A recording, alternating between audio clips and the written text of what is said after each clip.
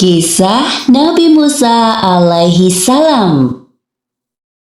Kisah ini disebutkan dalam Al-Quran, surat Al-Qasas ayat 7 hingga ayat 13. Diceritakan bahwa saat Musa masih bayi, ibu Nabi Musa diperintahkan Allah Subhanahu wa Ta'ala untuk menghanyutkan bayinya ke Sungai Nil. Hingga akhirnya bayi Musa ditemukan oleh keluarga Fir'aun dan diangkat menjadi anak yang kelak saat dewasa menghancurkan kekuasaan Fir'aun. Musa lahir di Mesir pada masa pemerintahan Fir'aun. Fir'aun adalah raja yang sangat sombong dan semena-mena terhadap rakyatnya. Bahkan dia mengaku sebagai Tuhan. Penduduk Mesir sebagian besar adalah bangsa Kipti. Selain itu juga banyak dari kalangan Bani Israel. Bangsa Kipti menyembah berhala dan Fir'aun sebagai Tuhan mereka, serta mempercayai para peramal dan tukang sihir. Pada suatu hari, para peramal kepercayaan Fir'aun datang ke istana. Wahai Fir'aun, kami datang membawa kabar buruk untukmu. Cepat, katakan apa itu? Ramalan kami mengatakan bahwa tak lama lagi akan lahir seorang anak laki-laki dari Bani Israel yang kelak saat dewasa dia akan menjatuhkan kekuasaanmu. Apa maksud ucapan kalian? Kami melihat hal buruk menimpamu di masa akan datang. Sebaiknya kita bersiap-siap sebelum bayi laki-laki itu lahir.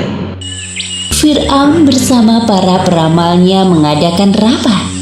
Muncul keputusan bahwa setiap wanita yang melahirkan bayi laki-laki pada tahun ini, maka bayinya harus dibunuh. Fir'aun telah menyiapkan algojo untuk membunuh para bayi laki-laki yang baru dilahirkan. Sementara itu, ibu Musa sangat khawatir jika anak yang dikandungnya adalah bayi laki-laki. Tibalah hari yang dinanti-nantikan. Ternyata bayi yang dilahirkan ibu Musa adalah bayi laki-laki. Perasaan ibu Musa campur aduk antara senang dan sedih. Pada saat itu, ia mendapatkan ilham dari Allah. Seperti yang disebutkan dalam Al-Quran, surat Al-Qasas ayat 7. Dan kami ilhamkan kepada ibu Musa, susuilah dia, dan apabila kamu khawatir terhadapnya, maka jatuhkanlah dia ke Sungai Nil.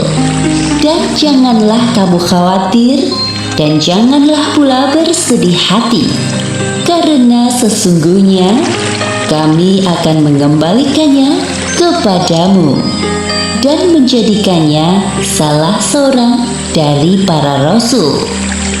Ya Allah, hamba titipkan anak ini padamu. Hamba mohon, jaga dan lindungi dia. Ibu Musa menyuruh kakak perempuan Musa untuk mengikuti kemana arah peti itu berlabuh. Ternyata peti itu sampai ke istana kerajaan Fir'aun dan ditemukan oleh istri Fir'aun. Wahai bayi laki-laki yang tampan, telah lama sekali aku menginginkan kehadiran seorang putra, dan sekarang kau hadir di hadapanku. Asia sangat senang dan membawa bayi Musa ke hadapan suaminya. Wahai suamiku tersayang, lihatlah apa yang aku bawa. Bayi siapa itu? Bayi laki-laki ini ditemukan para dayang di sekitar istana. Aku mohon padamu, angkatlah dia menjadi anak kita. Kau tidak sedang bercanda bukan? Bayi laki-laki? Apakah kau lupa akan peraturan yang telah aku buat? Wahai suamiku, jangan kau bunuh bayi ini. Melihat bayi ini, hatiku sangat bahagia. Ia adalah penghibur bagi kita, wahai suamiku. Itu bagimu, namun tidak bagiku. Setelah perdebatan yang cukup panjang, akhirnya hati Fir'aun luluh juga saat melihat bayi Musa. Asia sangat senang dan segera mencari ibu susu untuk bayi Musa. Wahai ratu, bayi ini tidak mau menyusu kepada ibu susu manapun. Sepertinya kami harus mencari ke pelosok negeri ini. Oh, baiklah kalau begitu. Laporkanlah padaku jika kalian menemukan wanita itu. Katakan padanya, aku akan berikan hadiah yang sangat banyak. Mendengar kabar tersebut, kakak perempuan Musa menawarkan ibunya kepada dayang istana untuk menyusui bayi laki-laki itu. Ketika para dayang sampai di rumah ibu Musa, ternyata bayi laki-laki itu mau menyusu dengan lahap. Tidak ada yang tahu bahwa sebenarnya wanita ini adalah ibu kandung bayi laki-laki itu. Esoknya, ibu Musa pergi ke istana. Aku sangat berterima kasih kepadamu, wahai ibu. Terimalah segala pemberianku ini sebagai hadiah. Dan aku mohon padamu, tinggallah di istana ini selama masa menyusui Musa. Wahai ratu, maaf sekali, saya tidak bisa tinggal di istana ini karena ada keluarga yang membutuhkan saya di rumah. Jika diperbolehkan, biarkan bayi ini saya bawa sampai masa persusuan berakhir. Oh, baiklah kalau begitu, tidak ada pilihan lain. Ibu Musa meninggalkan istana bersama bayi Musa dengan perasaan bahagia. Seperti yang disebutkan dalam Al-Quran, Surat Al-Qasas ayat 13.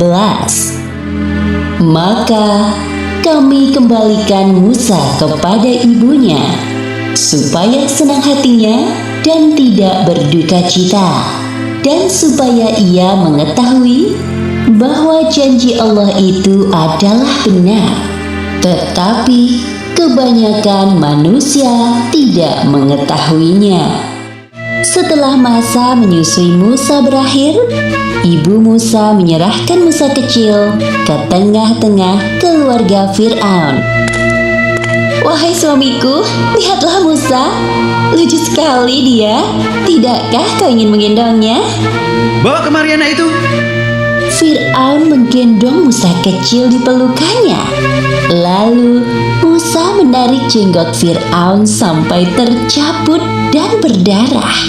Seketika itu Fir'aun melepaskan Musa dari pelukannya. Dasar anak nakal. Aku yakin anak ini yang akan menjatuhkan kekuasaanku kelak. Oh, sabarlah wahai suamiku. Dia hanya anak-anak. Wahai pengawal, siapkan pedang yang tajam. Besok akan aku bunuh anak ini. Asia berpikir bagaimana cara agar suaminya tidak jadi membunuh Musa.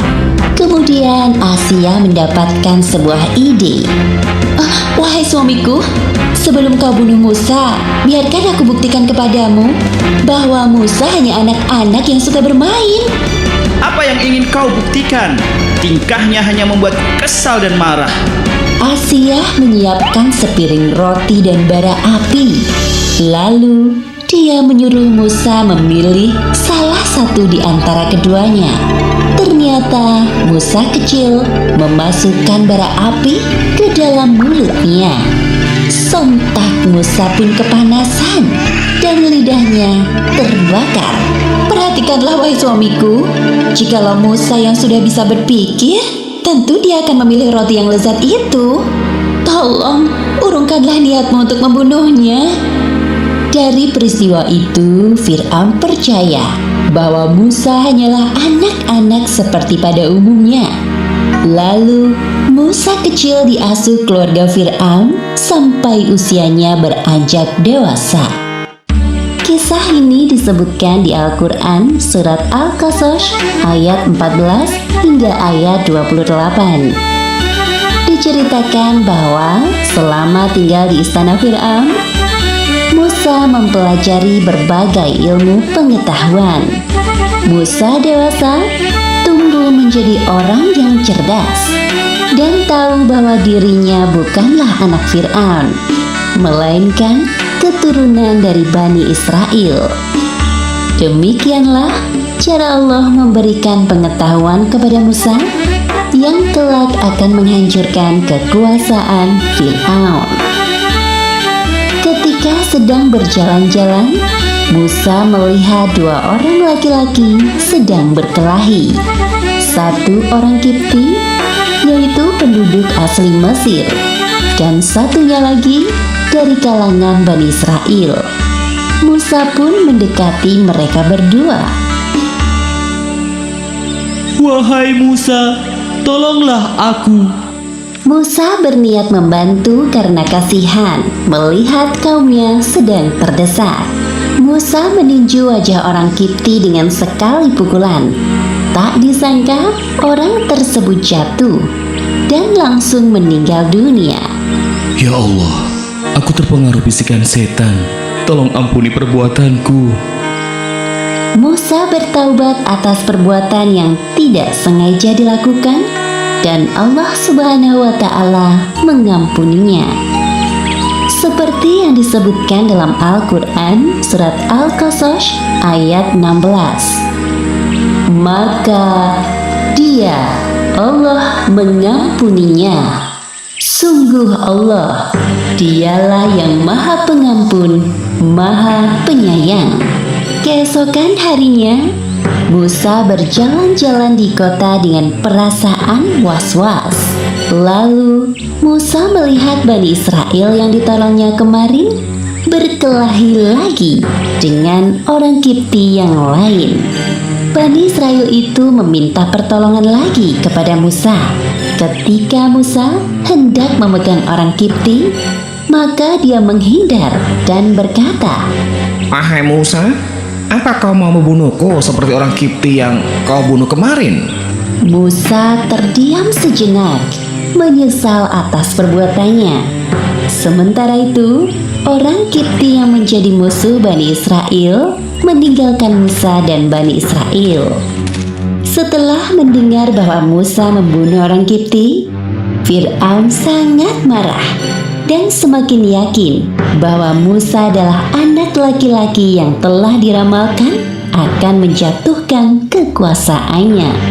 Pengawal, cepat tangkap Musa dan bawa ke hadapanku.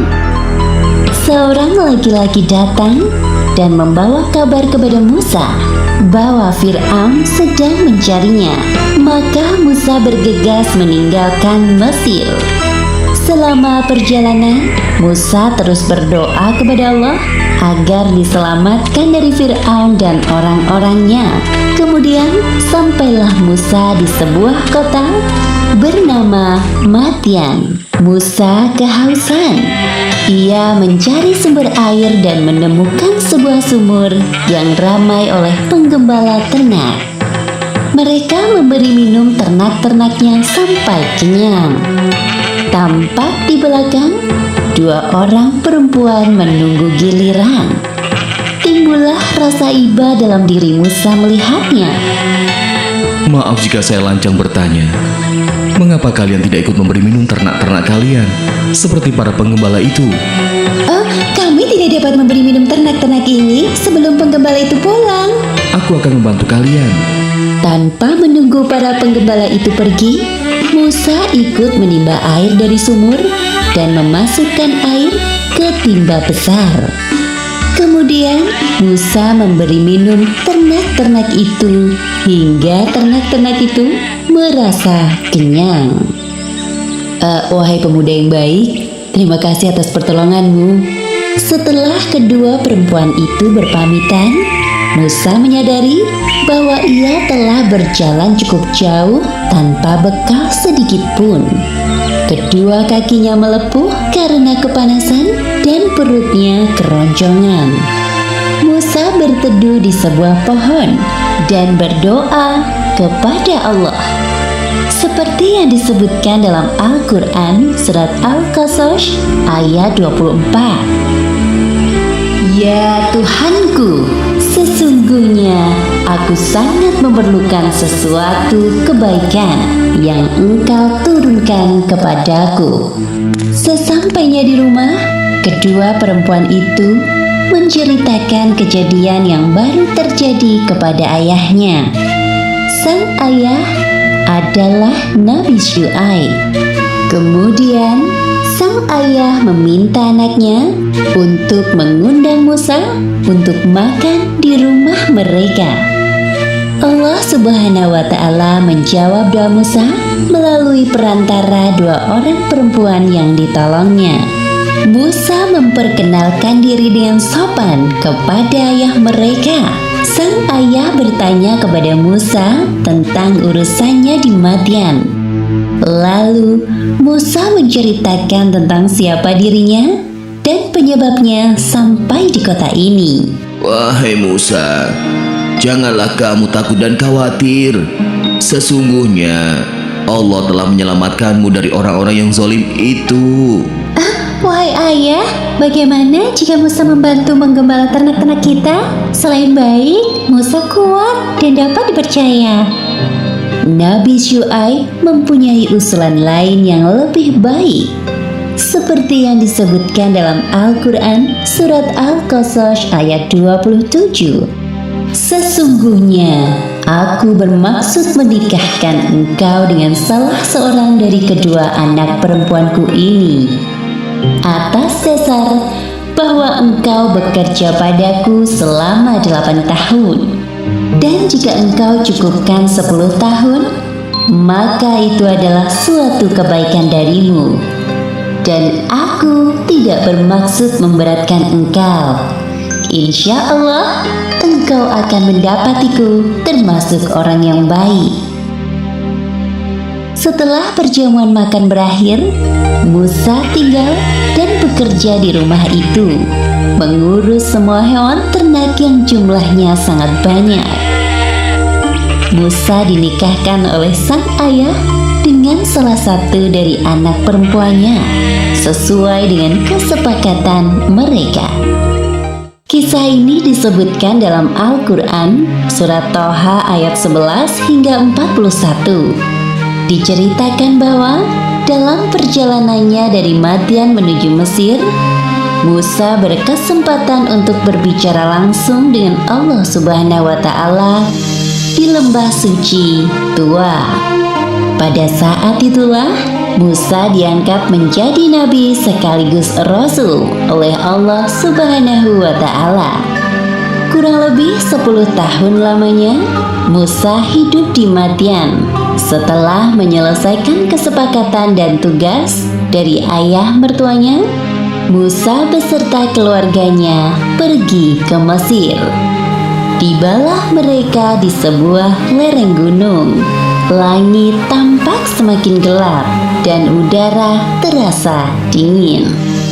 Musa berusaha menghidupkan api untuk penerangan dan penghangat badan. Namun api sulit menyala. Berkali-kali mencoba, hasilnya tetap sama. Tunggulah kalian di sini. Aku melihat cahaya di sebelah sana. Barangkali itu nyala api yang dapat menghangatkan tubuh kita. Baiklah, wahai suamiku, kami akan menunggumu di sini. Kemudian Musa menuju arah cahaya yang nampak di kejauhan. Ternyata benar, ada nyala api besar dari sebatang pohon. Tiba-tiba terdengar suara memanggil namanya. Dialah Allah Subhanahu wa Ta'ala. Allah Subhanahu wa Ta'ala memerintahkan Musa untuk melepaskan sandalnya, karena ia sekarang berada di lembah yang suci Tua.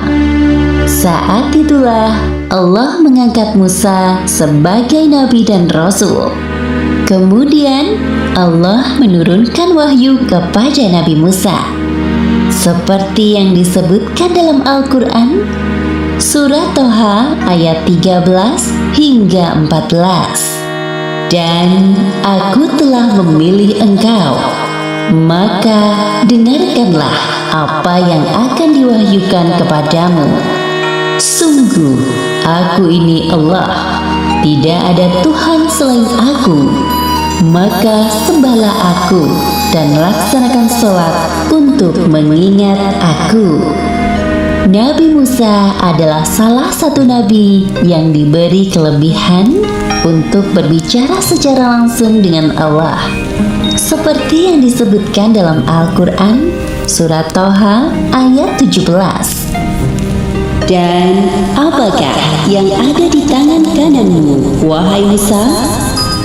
Ini tongkat yang membantu berjalan untuk mencari makanan bagi ternak peliharaan kami dan juga untuk keperluan yang lainnya. Kemudian Allah menyuruh Nabi Musa melemparkan tongkatnya. Nabi Musa melemparkan tongkatnya ke tanah. Tiba-tiba tongkat itu berubah menjadi ular besar. Nabi Musa surut ke belakang karena ketakutan melihat tongkatnya berubah menjadi ular besar. Allah menghibur Nabi Musa yang ketakutan.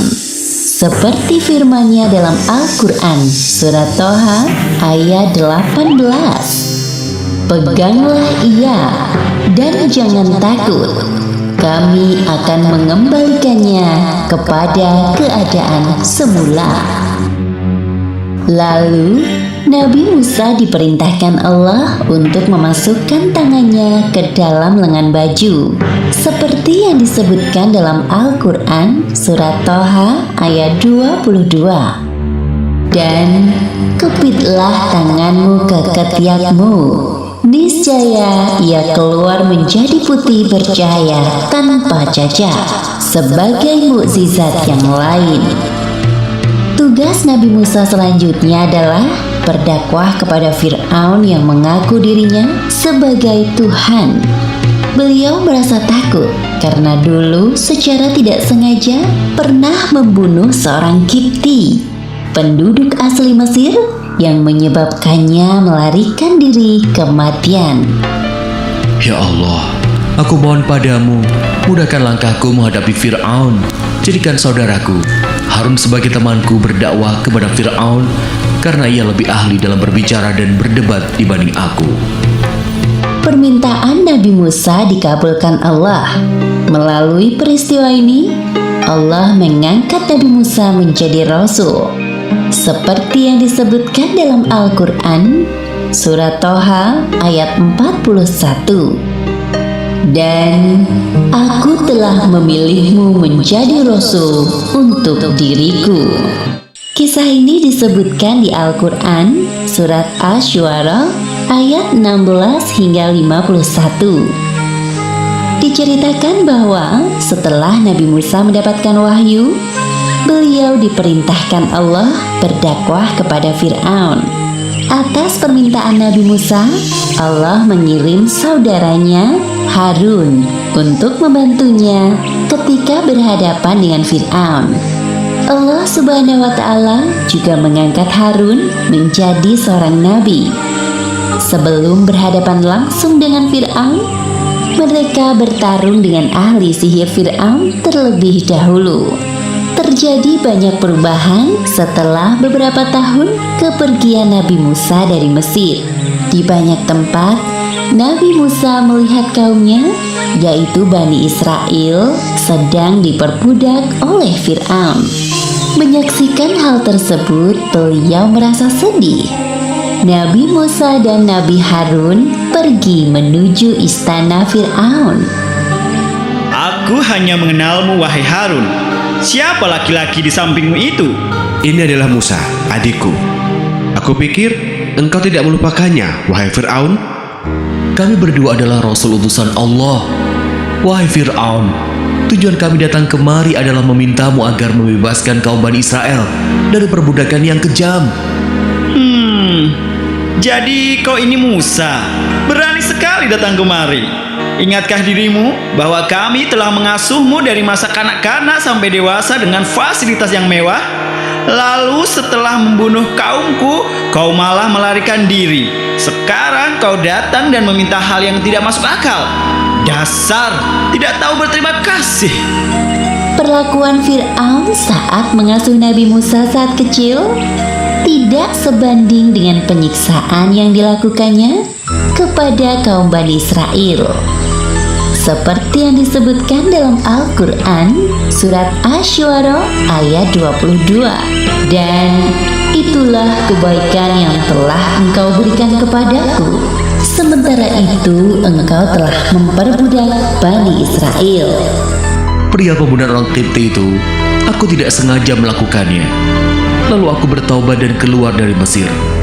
Kemudian aku bertemu dengan Tuhan semesta alam. Tuhankulah yang menganugerahkan ilmu dan kerasulan padaku. Siapa yang kau maksud Tuhan semesta alam itu? Aku yang telah memberikanmu semua ilmu kepadamu. Jadi, akulah Tuhanmu. Dialah Allah Subhanahu wa Ta'ala. Benar apa yang dikatakan Musa. Allah adalah Tuhan semesta alam yang menciptakan langit dan bumi beserta segala isinya. Omong kosong. Pandai sekali kalian membual. Wahai Fir'aun, Dia Allah adalah Tuhanmu dan Tuhan nenek moyang kita dahulu. Sungguh, Tuhanmu telah salah dengan mengutus rasul-rasul yang gila seperti kalian. Dia Allah adalah Tuhan penguasa timur dan barat, serta apa yang ada di antara keduanya. Dengarkan baik-baik, wahai Musa dan Harun, jika kalian menyembah Tuhan selain aku, maka penjara tempat kalian selanjutnya.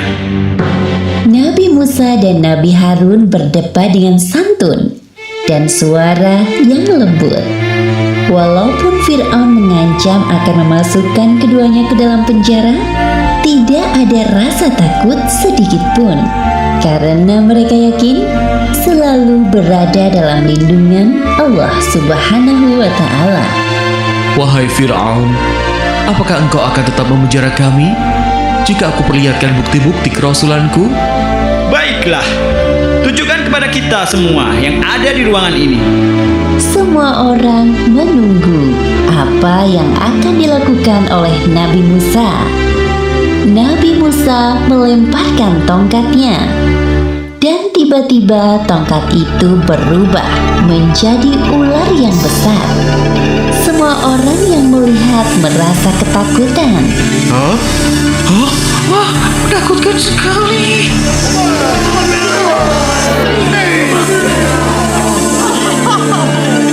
Kemudian Nabi Musa mengeluarkan tangannya dari dalam bajunya. Tiba-tiba tangan itu bercahaya. Dalam hatinya, orang-orang yang berada di ruangan itu kagum dengan mukjizat Nabi Musa. Lumayan juga sihirnya Musa ini. Aku yakin kedatangan Musa kali ini ingin menghancurkanmu dengan sihirnya. Lalu apa rencanamu, wahai Fir'aun? Wahai pengawal, tangkap mereka berdua dan jebloskan ke dalam penjara.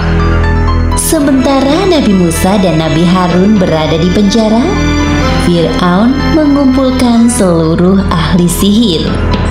Setelah ditentukan waktunya, tibalah saatnya pertarungan antara Nabi Musa dan para ahli sihir yang jumlahnya tidak sedikit. Hari ini kita akan menyaksikan pertarungan antara Musa si pengkhianat dan kemudian ahli sihir dari berbagai penjuru negeri. Wahai Fir'aun, apa yang kami peroleh jika dapat mengalahkan Musa? Kami ingin hadiah yang besar. Jangan khawatir, masing-masing dari kalian akan aku beri jabatan yang tinggi. Silakan kalian mulai dulu. Demi Fir'aun, pasti kami akan menang. Para ahli sihir melemparkan tali temali yang berubah menjadi ular kecil yang jumlahnya sangat banyak. Sebenarnya itu adalah tipuan dari tali yang berwarna hitam. Sedangkan para ahli sihir itu membutakan mata orang-orang yang menyaksikan, seolah-olah tampak seperti ular. Kemudian Nabi Musa melemparkan tongkatnya. Tiba-tiba berubah menjadi ular besar yang dengan sigap melahap semua tipuan ahli sihir. Melihat mukjizat Nabi Musa yang dahsyat, para ahli sihir itu terketuk hatinya dan bersujud di hadapan Nabi Musa. Kami beriman kepada Tuhan semesta alam, Tuhannya Musa dan Harun. Mengapa Mengapa kalian beriman kepada Musa tanpa izin dariku? Jika kalian tetap seperti itu, aku akan memotong tangan dan kaki kalian bersilangan. Lalu aku salib kalian semua. Para ahli sihir itu tetap pada pendiriannya dan tidak takut pada ancaman Fir'aun. Mereka pun berdoa seperti yang disebutkan dalam Al-Quran surat Asy-Syu'ara ayat 51. Sesungguhnya kami sangat menginginkan sekiranya Tuhan kami akan mengampuni kesalahan kami, karena kami menjadi orang yang pertama-tama beriman. Kisah ini disebutkan di Al-Quran surat Al-A'raf ayat 127 hingga 135.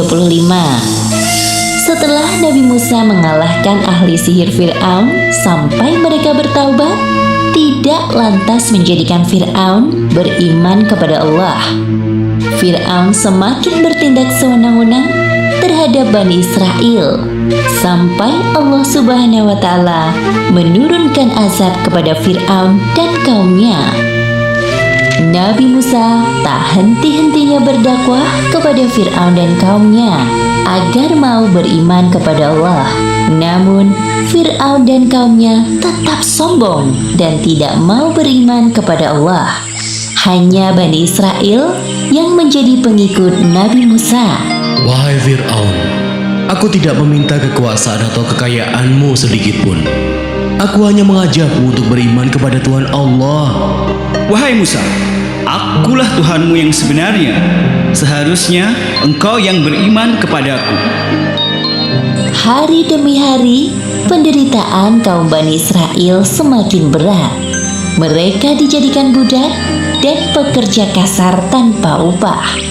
Setiap orang yang berani melawan perintah Fir'aun atau tidak mau menyembahnya akan dihukum mati, termasuk membunuh anak laki-laki dari kaum Nabi Musa. Wahai Musa, kami sangat menderita hidup di Mesir ini. Bukankah engkau adalah utusan Allah? Mintalah kepadanya agar menghukum Fir'aun yang telah bertindak sewenang-wenang. Sabarlah wahai kaumku, sesungguhnya Allah tidak akan membiarkan hambanya terzalimi. Kemudian Allah menurunkan azab kepada Fir'aun dan kaumnya berupa kemarau panjang selama beberapa tahun. Seperti yang disebutkan dalam Al-Quran surat Al-A'raf ayat 130. Dan sungguh kami telah menghukum Fir'aun dan kaumnya dengan mendatangkan musim kemarau bertahun-tahun dan kekurangan buah-buahan agar mereka mengambil pelajaran. Wahai Fir'aun, kita sudah melakukan berbagai cara agar langit menurunkan hujan, namun belum ada hasil. Kami telah memperbanyak persembahan, namun sepertinya usaha kami sia-sia. Fir'aun sedang berpikir bagaimana caranya agar hujan turun. Ia tidak mau kelihatan bodoh di hadapan kaumnya. Fir'aun berjanji akan menyelesaikan masalah ini. Di istana, Fir'aun berdiskusi dengan para penasihat kerajaannya. Menurut kalian, apakah ada cara lain agar musim kemarau ini segera berganti?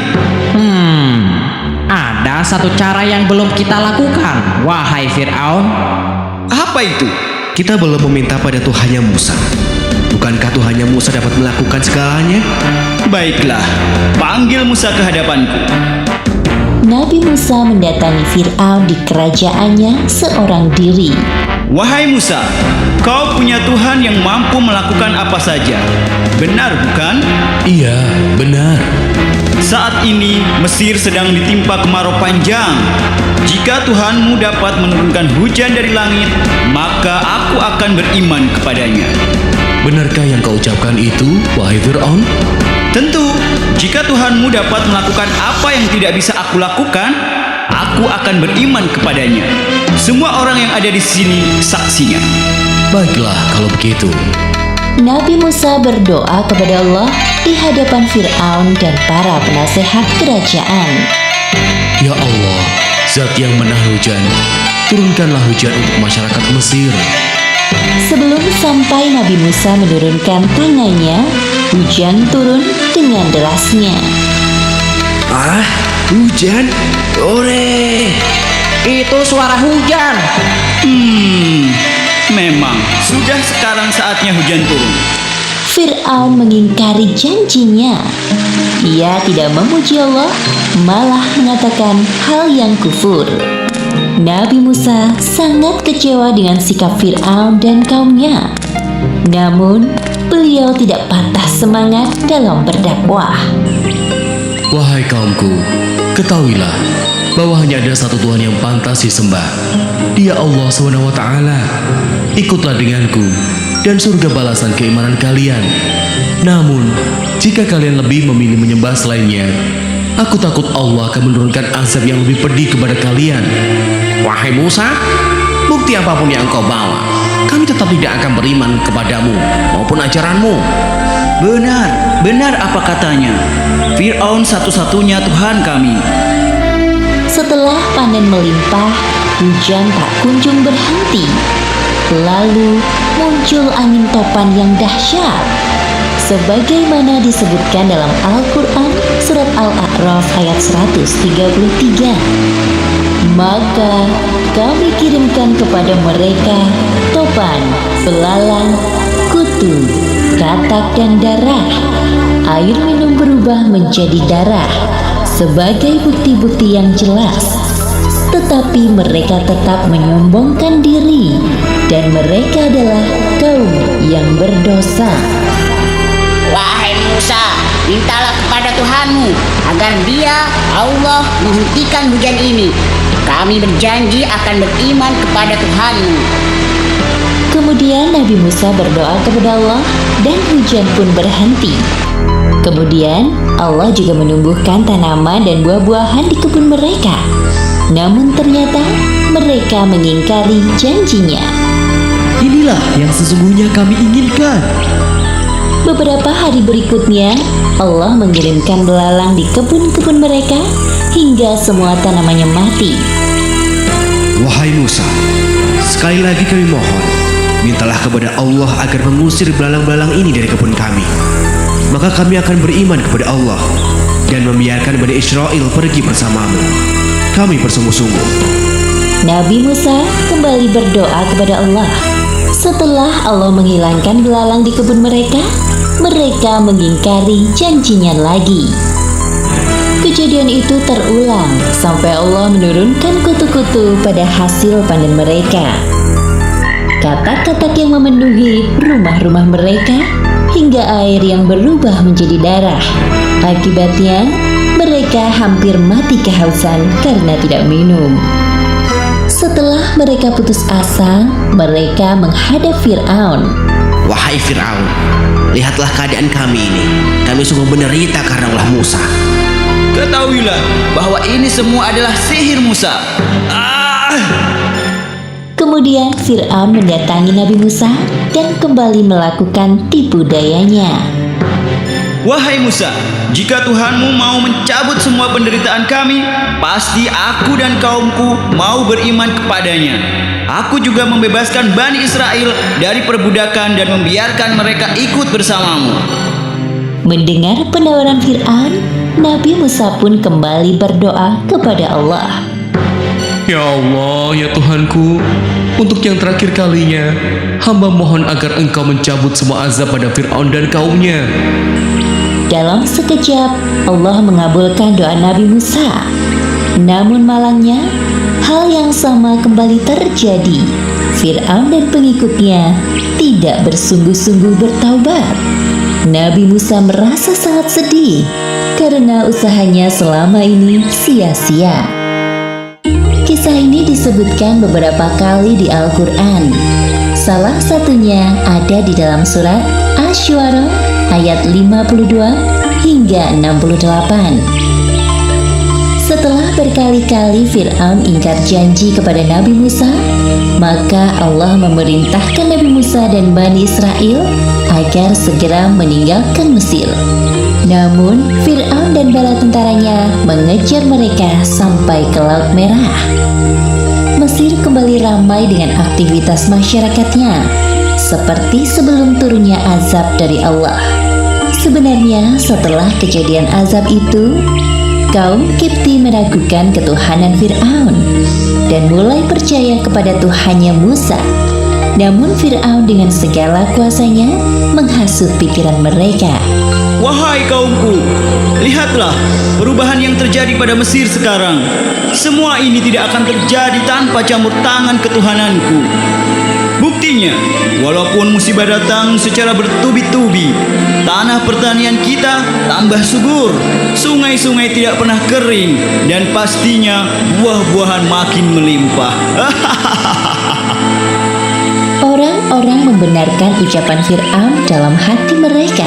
Lain halnya dengan kondisi kaum Nabi Musa. Bani Israel semakin tersiksa oleh perbudakan yang dilakukan kaum Kipti. Akhirnya, mereka berduyun-duyun mendatangi Nabi Musa. Wahai Musa, kami sudah tidak tahan lagi hidup di sini. Apakah sebaiknya kita pergi saja dari Mesir? Ya, aku setuju. Kita pergi saja dari sini. Bersabarlah, wahai kaumku. Kemudian Nabi Musa berdoa kepada Allah agar diberikan solusi atas permasalahan kaumnya. Seperti yang disebutkan dalam Al-Quran Surat Asy-Syu'ara ayat 52. Dan kami wahyukan, perintahkan kepada Musa, pergilah pada malam hari dengan hamba-hambaku Bani Israel, sebab pasti kamu akan dikejar. Malam harinya, Nabi Musa dan Bani Israel pergi meninggalkan Mesir secara sembunyi-sembunyi. Waktu malam dipilih agar kepergian mereka tidak terlihat oleh kaum Kipti dan orang-orangnya Fir'aun. Keesokan harinya, kabar tentang kepergian Musa dan para pengikutnya sampai juga ke telinga Fir'aun. Seenaknya saja mereka melarikan diri dariku. Wahai pengawal, siapkan pasukan untuk mengejar Musa dan Bani Israel. Aku yakin mereka belum pergi terlalu jauh. Lagi pula, jumlah Bani Israel tidak banyak. Tidak sulit bagi kita mengejarnya. Siap, Baginda? Setelah semua disiapkan, Fir'aun dan pasukannya menyusul Nabi Musa dan Bani Israel dengan menunggangi kuda dan peralatan perang yang hebat. Ketika Nabi Musa dan pengikutnya sampai di tepi laut, perjalanan mereka terhenti. Wahai Musa, sekarang bagaimana ini? Di depan kita terbentang lautan luas. Tanpa perahu, kita tidak bisa menyeberangi laut ini. Kami takut kalau Fir'aun dan pasukannya menyadari kepergian kita dan menyusul kita. Aduh, bagaimana ini wahai Musa? Wahai kaumku, sekali-kali kita tidak akan tersusul. Sesungguhnya Tuhanku besertaku. Kelak dia akan memberi petunjuk kepadaku. Seperti yang disebutkan dalam Al-Quran Surat Asy-Syu'ara, lalu kami wahyukan kepada Musa, pukullah laut itu dengan tongkatmu. Maka terbelahlah lautan itu, dan setiap belahan seperti gunung yang besar. Lalu Nabi Musa memukulkan tongkatnya ke laut. Seketika itu lautan terbelah menjadi dua. Di tengah-tengahnya terhampar jalan panjang untuk melintas. Masya Allah. Masya Allah. Ayo, kita segera bergegas. Baik. Ayo, cepat. Fir'aun dan para pengikutnya sampai ke tepi Laut Merah. Mereka takjub melihat pemandangan laut yang aneh. Apa ini? Belum pernah aku melihat hal seperti ini sebelumnya. Sihir apa ini hingga membelah lautan?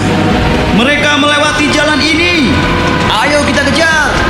Ayo maju pasukan. Ketika Fir'aun dan pasukannya sampai di tengah perjalanan mengejar Musa, tampak Musa dan kaumnya. Lihat, itu Bani Israel. Aku melihatnya. Namun, atas izin Allah, tiba-tiba jalan yang terbentang di antara dua laut itu kembali berubah menjadi laut. Allah menyelamatkan Nabi Musa dan Bani Israel. sedangkan Fir'aun dan pasukannya tenggelam di lautan. Sebelum mati tenggelam, Fir'aun menyadari kesalahannya. Ya Allah, sesungguhnya aku percaya tidak ada Tuhan selain Engkau. Hanya Musa dan Bani Israel. Hamba berserah diri kepadamu ya Allah. Tolong selamatkan hamba. Namun semuanya telah terlambat. Allah tidak menerima taubat Fir'aun. Seperti yang disebutkan dalam Al-Quran, surat Yunus ayat 91.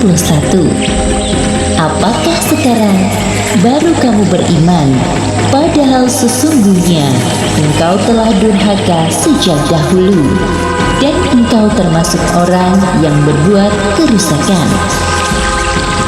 Sedangkan di pihak Musa, Bani Israel masih khawatir dengan keadaan musuhnya. Wahai Musa, apakah Fir'aun dan para penduduknya benar-benar tenggelam di laut ini? Ya, kami agak ragu karena Fir'aun mengaku-ngaku bahwa dirinya Tuhan yang tidak akan mati. Pastikan mereka tenggelam di laut. Tidak mungkin mereka masih hidup. Bukankah begitu, wahai Musa? Benar wahai kaumku, Fir'aun dan pasukannya tenggelam di laut.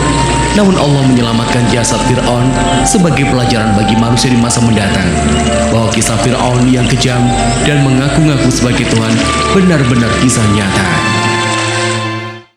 Kisah ini disebutkan dalam Al-Quran pada surat Al-A'raf ayat 138 hingga 145. Diceritakan bahwa setelah Nabi Musa beserta Bani Israel selamat dari kejaran Fir'aun, mereka meninggalkan Mesir dan melanjutkan perjalanan menuju kota Palestina. Di tengah perjalanan, tibalah Nabi Musa dan Bani Israel di suatu pemukiman penduduk. Terlihat bahwa penduduk di daerah itu masih menyembah patung berhala. Melihat fenomena tersebut, Bani Israel mulai resah. Mereka pun mengungkapkan keresahannya kepada Nabi Musa. Wahai Musa, buatkanlah kami patung seperti orang-orang yang memuliakan Tuhannya itu.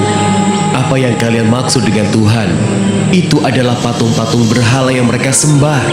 Kalian ini seharusnya lebih baik dari mereka. Nabi Musa sangat kecewa dan sedih mendengar permintaan kaumnya itu. Padahal jelas-jelas Bani Israel baru saja diselamatkan Allah Subhanahu wa Ta'ala dari kejaran Fir'aun dan pasukannya. Wahai kaumku, bukankah Allah telah menyelamatkan kalian dari kekejaman Fir'aun? Sesungguhnya Allah sangat memuliakan golongan dari kalian. Seperti yang disebutkan dalam Al-Quran surat Al-A'raf ayat 140. Dia, Musa berkata, pantaskah aku menjadi Tuhan untukmu selain Allah, padahal dia telah melebihkan kamu atas segala umat pada masa itu. Mendengar apa yang disampaikan oleh Nabi Musa, barulah Bani Israel menyadari kekeliruannya. Pada malam harinya, Nabi Musa mendapatkan petunjuk melalui mimpi bahwa ia diutus Allah untuk pergi ke bukit Tur Sina, sebagaimana yang disebutkan dalam Al-Quran surat Al-A'raf ayat 142. Dan kami telah menjanjikan kepada Musa memberikan Taurat 30 malam, dan kami sempurnakan jumlah malam itu dengan 10 malam lagi. Maka sempurnalah wahyu yang diberikan Tuhannya 40 malam. Keesokan harinya sebelum berangkat, Nabi Musa meminta kepada Nabi Harun untuk mengawasi kaumnya agar tidak menyimpang dari perintah Allah. Wahai saudaraku, Harun, gantikanlah aku dalam memimpin kaumku. Teruslah membimbing mereka dalam kebaikan, dan jangan engkau mengikuti ajakan mereka yang sesat. Insya Allah, wahai Musa, aku akan melaksanakan amanah darimu dengan segala kemampuanku. Nabi Musa juga berpamitan dengan kaumnya, Bani Israel. Wahai kaumku, aku diperintahkan oleh Allah untuk menerima wahyu yang kedua. Taatlah kalian dengan perintah dari saudaraku, Nabi Harun. Dialah pemimpin kalian selama aku pergi. Setelah berpamitan, Nabi Musa pergi ke Bukit Tur Sina, tempat pertama kali beliau menerima wahyu dari Allah. Ketika tiba waktu yang telah ditetapkan oleh Allah, sampailah Nabi Musa di Bukit Tur Sina. Pada tempat inilah terjadi pembicaraan antara Nabi Musa dengan Allah. Kemudian Nabi Musa memohon kepada Allah agar dapat melihat wujud Allah. Ya Tuhanku, tampakkanlah dirimu kepadaku, agar aku dapat melihat Engkau. Allah menjawab permintaan Nabi Musa seperti yang disebutkan dalam Al-Quran, Surat Al-A'raf ayat 143. Allah berfirman, "Engkau tidak akan sanggup melihatku, namun lihatlah ke gunung itu, jika ia tetap pada tempatnya sebagai sedia kala, niscaya engkau dapat melihatku." Ketika Allah menampakkan keagungannya melalui gunung yang ada di depan Nabi Musa, gunung tersebut hancur. Seketika itu juga Nabi Musa kaget dan pingsan. Beberapa menit kemudian Nabi Musa terbangun. Beliau pun menyadari bahwa tidak sepantasnya ia meminta hal tersebut kepada Allah. Subhanallah, Maha Suci Allah, aku bertobat kepadamu dan aku adalah orang yang pertama-tama beriman. Kemudian Nabi Musa mendapatkan kitab Taurat yang berisi tentang ajaran atau perintah bagi kaumnya, yaitu Bani Israel. Nabi Musa adalah nabi sekaligus rasul yang dipilih oleh Allah untuk mengemban risalahnya dan dilebihkan kemampuannya dari manusia lain pada masa itu, seperti dapat berbicara langsung dengan Allah. Demikianlah akhir kisah Nabi Musa menerima kitab Taurat dari Allah. Kisah ini disebutkan beberapa kali dalam Al-Quran, di antaranya dalam surat Toha ayat 85 hingga 98 dan surat Al-A'raf ayat 148 hingga 153. Ketika Nabi Musa menerima kitab Taurat di Gunung Tur Sina, Allah menguji keimanan Bani Israel dengan patung anak sapi. Seperti yang disebutkan dalam Al-Quran, surat Toha ayat 85, Dia, Allah, berfirman, "Sungguh, kami telah menguji kaummu setelah engkau tinggalkan, dan mereka telah disesatkan oleh Samiri." Setelah kepergian Nabi Musa, Bani Israel tidak mau patuh pada perintah Nabi Harun. Bahkan, Nabi Harun diancam akan dibunuh jika terus mengajak mereka berbuat baik. Sungguh, Bani Israel adalah kaum yang zalim. Di antara mereka ada seseorang yang bernama Samiri.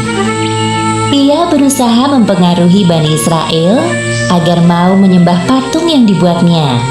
Patung tersebut terbuat dari emas, berbentuk seperti anak sapi.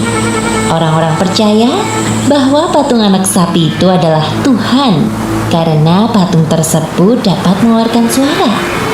Padahal sebenarnya suara itu berasal dari hembusan angin yang masuk ke dalam rongga patung dengan teknik yang dibuat oleh Samiri. Nabi Harun geram melihat kesesatan yang dilakukan Samiri dan Bani Israel lainnya. Beliau pun mengingatkan mereka dengan lemah lembut. Wahai kaumku, mengapa kalian menyembah benda tidak bernyawa itu? Sudah lupakah kalian kepada Allah, Tuhan semesta alam? Sudahlah Harun, engkau diam saja. Selama Musa belum kembali, kami tidak mau mematuhi perintah Nabi yang lemah sepertimu. Iya benar. Lagi pula kami telah menemukan Tuhan yang sebenarnya. Dia Tuhan yang dapat bersuara. Astagfirullahaladzim. Dengan mudahnya kalian menukar keimanan kalian kepada Allah dengan patung anak sapi ini. Sungguh kalian benar-benar telah berbuat zalim. Jika kamu terus mengoceh, kami tidak segan-segan membunuhmu, wahai Harun. Andai Musa mengetahui kesesatan ini, pasti dia akan murka kepada kalian. Nabi Harun sangat sedih dan kecewa melihat kaumnya menyembah patung anak sapi yang dianggap sebagai Tuhan mereka. Ya Allah, jadi selama ini mereka tidak benar-benar bertaubat. Setelah 40 malam berlalu, Nabi Musa kembali ke tengah-tengah kaumnya. Beliau sangat marah sekaligus sedih melihat perubahan yang terjadi dengan kaumnya. Kemudian Nabi Musa menghampiri saudaranya dengan penuh kemarahan. Wahai Harun, mengapa engkau hanya berdiri dan diam saja melihat perbuatan mereka itu? Engkau tidak sungguh-sungguh menjalankan amanatku. Nabi Harun kaget melihat Nabi Musa yang tiba-tiba datang melabraknya. Tenanglah wahai saudaraku, dengarlah penjelasanku dahulu. Aku telah mengingatkan mereka, namun mereka tidak mau mendengarkanku. Kaummu menganggapku lemah, tidak memiliki kekuatan sepertimu, dan mereka hampir saja membunuhku. Astagfirullahaladzim, maafkan aku wahai saudaraku. Nabi Musa menyadari kekeliruannya dan segera meminta maaf kepada Nabi Harun. Kemudian Nabi Musa berdoa kepada Allah seperti yang disebutkan dalam Al-Quran surat Al-A'raf ayat 151. Dia, Musa, berdoa, "Ya Tuhanku, ampunilah aku dan saudaraku, dan masukkanlah kami ke dalam rahmat Engkau. Dan Engkau adalah Maha Penyayang dari semua penyayang." Setelah itu, Nabi Musa langsung menghampiri kaumnya yang sedang menyembah patung anak sapi.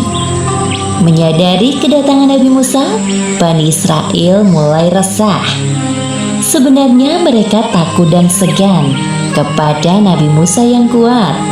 Namun, entah mengapa keimanan mereka mudah sekali dipalingkan dari Allah. Aduh, bagaimana ini? Musa telah kembali. Iya, Musa pasti memarahi kita. Wahai kaumku, apa yang telah kalian kerjakan selama aku pergi? Bukankah Allah telah menjanjikan surga bagi kalian yang beriman? Tidakkah cukup dengan Allah menampakkan kekuasaannya di depan mata kalian satu persatu? Semudah itukah kalian berpaling darinya? Meskipun Nabi Musa sangat kecewa terhadap kaumnya, namun beliau tetap dapat mengontrol emosinya. Sedangkan Bani Israel mulai ketakutan dan mencari-cari alasan. Wahai Musa, sesungguhnya kami berpaling dari Allah bukan atas dasar kemauan kami sendiri, melainkan karena hasutan Samiri. Dia yang mengajak kami untuk menyembah patung anak sapi ini. Iya benar, salahkan saja Samiri.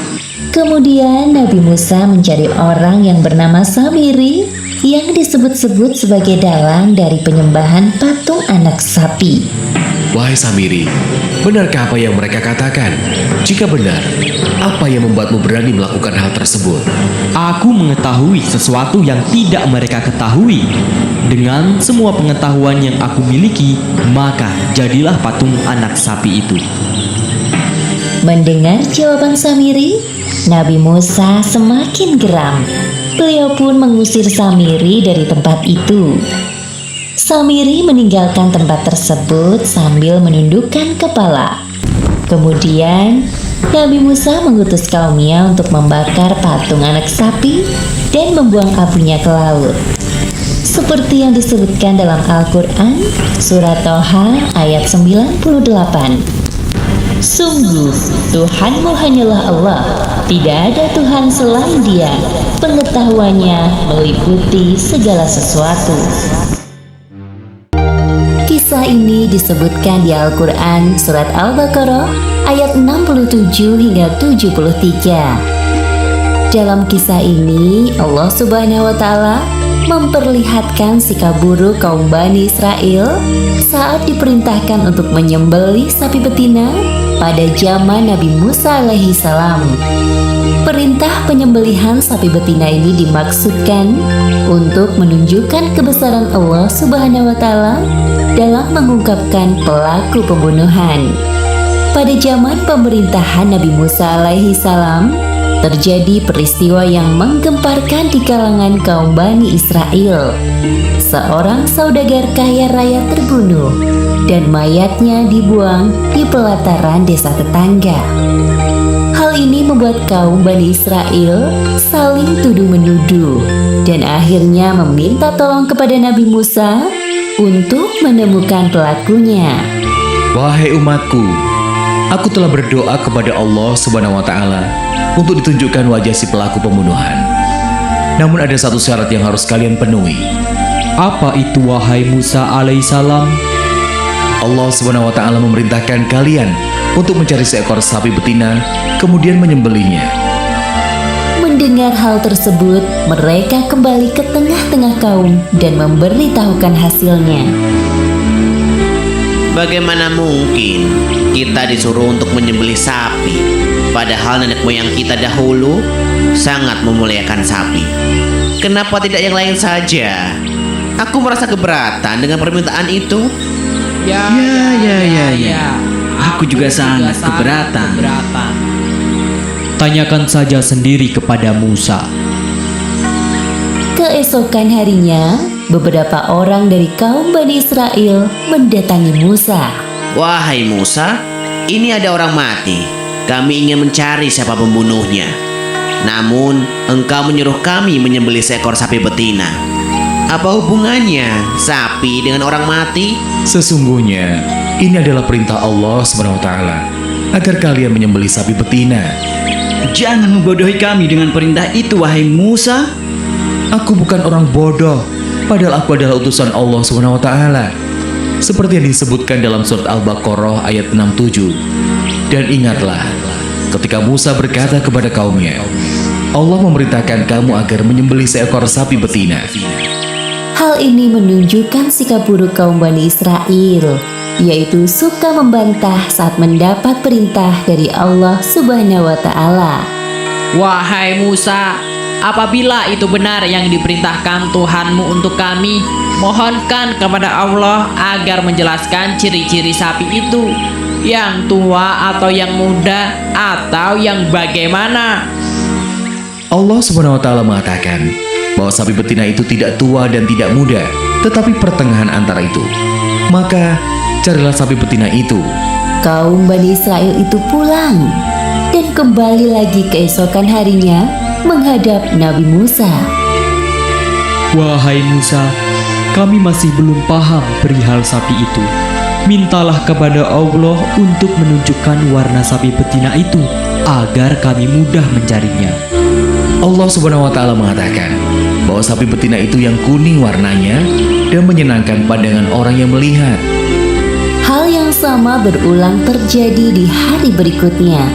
Mereka kembali mendatangi Nabi Musa. Maafkan kami, wahai Musa. Sekali lagi, mohonkan kepada Allah untuk menjelaskan tentang sapi betina itu. Insya Allah, jika Allah menghendaki, kami akan mudah mendapatkan sapi betina yang dimaksud. Allah Subhanahu wa Ta'ala mengatakan bahwa sapi itu adalah sapi betina yang belum pernah dipakai untuk membajak tanah dan mengairi tanaman. Tubuhnya sehat dan tidak ada belang sedikit pun. Nah, sekarang barulah kami mengerti perihal sapi betina itu. Tak jauh dari perkampungan Bani Israel, hiduplah seorang pemuda soleh bersama ibunya di sebuah rumah sederhana. Ayah pemuda soleh itu sudah tiada dan meninggalkan seekor sapi betina. Sapi ini sangat mirip dengan sapi yang dicari oleh kaum Bani Israel. Nah, untuk makan kita besok, tolong kau jual sapi peninggalan ayahmu ke pasar. Jika ada yang memberikan emas sepenuh kulit sapi kita, ibu redo melepaskannya. Baiklah, Bu. Besok aku pergi ke pasar untuk menjual sapi itu. Keesokan harinya, pemuda soleh itu pergi ke pasar membawa sapi betina. Hal itu diketahui Bani Israel yang lewat di pasar. Mereka segera mendatangi pemuda itu. Wahai anak muda, apakah kau hendak menjual sapi betina ini? Benar, Tuan. Ibuku menyuruhku menjual sapi betina ini. Berapa harga yang ibumu minta untuk sapi ini? Tuan bisa membelinya dengan emas sepenuh kulit sapi ini agar ibuku ridho melepaskan sapi betina ini. Ketiga orang dari kaum Bani Israel ini berdiskusi dan memperhatikan sapi betina yang ciri-cirinya sangat mirip dengan sapi yang mereka cari. Baiklah, ini sekantong emas yang kau minta. Terima kasih Tuan. Setelah mendapatkan sapi betina dari pemuda saleh tadi, laki-laki itu memberitahu kaumnya yang lain dan mendatangi Nabi Musa alaihi salam. Nabi Musa kemudian menyuruh semua kaum Bani Israel berkumpul di sebuah padang yang luas. Wahai Musa, kami telah mendapatkan sapi betina dengan ciri-ciri seperti yang Tuhanmu sebutkan dan menyembelihnya. Sekarang tunjukkan kepada kami pelaku pembunuhan itu agar kami tidak saling menuduh satu sama lain. Nabi Musa alaihi salam menyuruh mereka mengambil salah satu bagian dari sapi betina itu lalu memukulkannya pada mayat seperti yang disebutkan dalam surat Al-Baqarah ayat 73. Lalu kami berfirman, pukullah mayat itu dengan bagian dari sapi itu. Demikianlah Allah menghidupkan orang yang telah mati. Dan dia memperlihatkan kepadamu tanda-tanda kekuasaannya agar kamu mengerti. Sesungguhnya orang yang telah membunuhku adalah saudara sepupuku sendiri. Ia sangat serakah dan ingin mengambil semua hartaku. Akhirnya kasus pembunuhan di kalangan Bani Israel terungkap atas izin Allah melalui Nabi Musa alaihi salam. Sebagaimana disebutkan dalam surat Al-Baqarah ayat 72. Dan ingatlah ketika kamu membunuh seseorang, lalu kamu tuduh-menuduh tentang itu. Tetapi Allah menyingkapkan apa yang kamu sembunyikan. Subhanallah, Maha Suci Allah. Ternyata benar apa yang diperintahkan Tuhanmu, wahai Nabi utusan Allah. Maafkan sikap kami yang suka bertanya dan membantah perkataanmu. Sesungguhnya kami termasuk golongan orang-orang yang merugi karena telah menghabiskan banyak waktu untuk mencari sapi betina ini. Kisah ini diceritakan dalam Al-Quran, surat Al-Baqarah ayat 54 hingga 56. Setelah Nabi Musa mengetahui bahwa Bani Israel menyembah patung anak sapi, beliau marah dan kecewa. Kemudian Nabi Musa menyuruh kaumnya bertaubat kepada Allah atas perbuatan syirik tersebut. Seperti yang disebutkan dalam Al-Quran, surat Al-Baqarah ayat 54. Dan ingatlah ketika Musa berkata kepada kaumnya, "Hai kaumku, sesungguhnya kalian telah menganiaya diri sendiri karena kalian telah menjadikan anak lembu sesembahan kalian. Maka bertobatlah kepada Tuhan yang menjadikan kalian dan bunuhlah diri kalian. Hal itu adalah lebih baik bagi kalian pada sisi Tuhan yang menjadikan kalian. Maka Allah akan menerima taubat kalian." Kemudian Bani Israel saling membunuh satu sama lain untuk menebus dosa syirik yang telah mereka lakukan. Tidak semua dari kaum Nabi Musa meninggal. Allah menyisakan yang terbaik dari Bani Israel. Setelah itu, Nabi Musa, Nabi Harun dan kaumnya yang tersisa melanjutkan perjalanan. Tibalah mereka di suatu bukit. Pada saat itulah Nabi Musa hendak bermunajat kepada Allah. Wahai kaumku, tunggulah kalian sebentar di sini. Aku hendak bermunajat dengan Allah. Bolehkah kami ikut, wahai Musa? Tentu, mari ikut bersamaku. Namun, Bani Israel tidak dapat menyaksikan pembicaraan antara Allah dan Nabi Musa karena ada tabir atau pemisah di antara Nabi Musa dan kaumnya. Lalu timbullah rasa penasaran dalam benak Bani Israel. Andai saja kita dapat melihat wujud Allah secara langsung seperti Musa. Iya, aku iri dengan Musa. Aku juga ingin melihat Tuhanku secara langsung. Kita minta saja pada Musa. Bukankah selama ini permintaan kita selalu dikabulkan oleh Allah? Ya, aku setuju. Bani Israel adalah kaum yang serakah. Betapa lancangnya permintaan mereka kepada Allah dan Rasul-Nya. Setelah selesai bermunajat dengan Allah, hilanglah pembatas antara Nabi Musa dan kaumnya. Wahai Musa, kami juga ingin sepertimu, dapat berbicara langsung dengan Allah. Tolong mintakan kepada Allah, wahai Musa. Atau kami tidak akan beriman kepadamu sebelum kami melihat wujud Allah secara langsung. Nabi Musa tidak mengerti apa yang difikirkan kaumnya. Permintaan itu tidak sepantasnya diutarakan. Perilaku kaumnya kali ini sungguh tidak beradab. Tiba-tiba langit berwarna gelap, seperti akan turun hujan, tampak seberkas kilat. Seperti yang disebutkan dalam Al-Quran, surat Al-Baqarah ayat 55. Dan ingatlah ketika kamu berkata, wahai Musa, kami tidak akan beriman kepadamu sebelum kami melihat Allah dengan jelas. Maka halilintar menyambarmu, sedang kamu menyaksikan. Bani Israel meninggal seketika itu juga tersambar halilintar. Nabi Musa dan Nabi Harun kaget menyaksikan peristiwa tersebut. Mereka berdua sedih melihat azab yang menimpa kaumnya. Ya Allah, hamba mohon hidupkanlah kembali mereka dan terimalah taubat mereka. Hamba tidak ingin mereka yang sudah baik kembali menyimpang. Peristiwa ini menunjukkan Nabi Musa memiliki sifat penyayang dan sabar menghadapi kaumnya. Nabi Musa pasrah berdoa kepada Allah, lalu Allah mengabulkan doanya.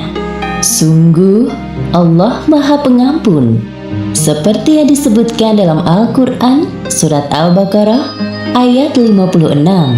Kemudian kami membangkitkan kamu setelah mati, agar kamu bersyukur. Bani Israel yang tersambar halilintar akhirnya dihidupkan kembali oleh Allah. Mereka menyadari kekhilafannya kepada Nabi Musa dan kembali bertaubat kepada Allah. Kisah ini disebutkan dalam Al-Quran surat Al-Baqarah ayat 57 hingga 61 dan surat Al-Maidah ayat 21 hingga 26. Pada cerita sebelumnya, Bani Israel tersambar halilintar akibat kelancangan mereka. Setelah dihidupkan kembali oleh Allah dan bertaubat, mereka bersama-sama dengan Nabi Musa dan Nabi Harun melanjutkan perjalanan menuju Palestina. Nabi Musa, Nabi Harun, dan Bani Israel berjalan menyusuri padang yang tandus.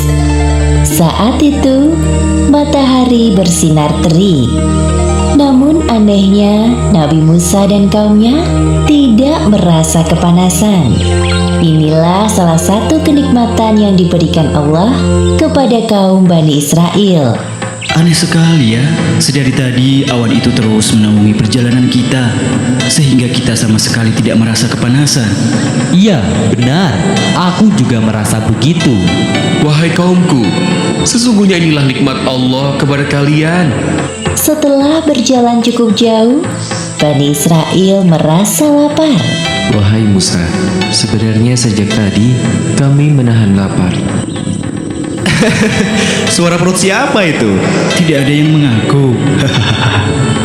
Nabi Musa tersenyum mendengar keributan kecil yang diperbuat kaumnya. Kemudian beliau berdoa kepada Allah agar memberi makanan untuk kaumnya. Seperti yang disebutkan dalam Al-Quran surat Al-Baqarah ayat 57. Kami menurunkan kepadamu mana dan salwa. Makanlah makanan yang baik-baik dari rezeki yang telah kami berikan kepadamu. Bani Israel sangat bersemangat makan dan wajah mereka berbinar-binar karena menikmati kelezatannya. Wah, lezat sekali makanan ini, wahai Musa. Iya benar, baru pertama kali ini kami memakannya. Semua makanan ini berasal dari Allah. Jangan lupa kalian bersyukur kepadanya. Kami telah kenyang, wahai Musa. Namun sekarang kami kehausan. Nabi Musa memohon air untuk kaumnya kepada Allah. Sebagaimana yang disebutkan dalam Al-Quran, surat Al-Baqarah ayat 60. Lalu kami, Allah, berfirman, pukullah batu itu dengan tongkatmu. Kemudian Nabi Musa memukulkan tongkatnya ke sebuah batu besar. Bismillahirrahmanirrahim. Maka muncullah 12 mata air yang memancar dari sisi-sisi batu besar itu. Masing-masing suku mengetahui tempat minumnya. Air tersebut sangat cukup untuk menghilangkan dahaga dari kerongkongan Bani Israel yang kehausan. Permasalahan perut telah teratasi. Sekarang, Nabi Musa dan kaumnya kembali melanjutkan perjalanan. Setelah melakukan perjalanan jauh, akhirnya sampailah mereka di depan gerbang sebuah negeri bernama Palestina. Sebelum memasukinya, Nabi Musa berpesan kepada kaumnya, Wahai kaumku, Allah telah memerintahkan kita untuk menempati suatu negeri yang diberkahi yaitu Palestina. Namun sebelumnya kita harus berperang melawan musuh yang menguasai negeri itu terlebih dahulu. Mendengar perintah Nabi Musa, Bani Israel tampak ketakutan. Mereka saling berpandangan satu sama lain. Wahai Musa, kami sangat takut untuk berperang. Apalagi kami dengar penguasa negeri itu kuat dan kejam. Tampak dua orang laki-laki, yaitu Yusya dan Kalab, dari golongan yang bertakwa di antara mereka, angkat bicara. Mari kita serbu musuh dari pintu gerbang yang itu. Jika kita memasukinya, pasti kita akan menang. Hanya pada Allah kita berserah diri. Wahai Musa, sampai kapanpun kami tidak akan mau masuk ke dalam negeri itu selama masih ada penguasa kejam di dalamnya. Kenapa tidak kalian saja yang masuk ke sana, lalu mengalahkan musuh-musuh itu? Kami akan menunggu saja di sini, karena kami sungguh takut. Bani Israel benar-benar telah melampaui batas, padahal Allah telah memuliakan mereka dengan memberikan segala macam kenikmatan. Nabi Musa marah dan kecewa dengan sikap kaumnya. Kemudian beliau berdoa kepada Allah agar dijauhkan dari kaumnya yang membangkang. Seperti dalam surat Al-Maidah ayat 25. Berkata Musa, "Ya Tuhanku, aku tidak menguasai kecuali diriku sendiri dan saudaraku. Sebab itu, pisahkanlah antara kami dengan orang-orang yang fasik itu." Kemudian Allah menjawab doa Nabi Musa seperti yang disebutkan dalam Al-Quran, surat Al-Maidah ayat 26. Allah berfirman, "Jika demikian, maka negeri itu terlarang buat mereka selama 40 tahun. Selama itu, mereka akan mengembara kebingungan di bumi." Inilah hukuman Allah kepada Bani Israel yang tidak mau menjalankan perintahnya. Selama 40 tahun lamanya, mereka hidup di sekitar padang pasir bebatuan sampai generasi penakut ini meninggal dan digantikan generasi selanjutnya yang pemberani. Kemudian generasi yang pemberani ini berperang melawan musuh di negeri Palestina di bawah pimpinan Nabi Yusya setelah wafatnya Nabi Musa. Demikianlah akhir kisah Nabi Musa dan Bani Israel.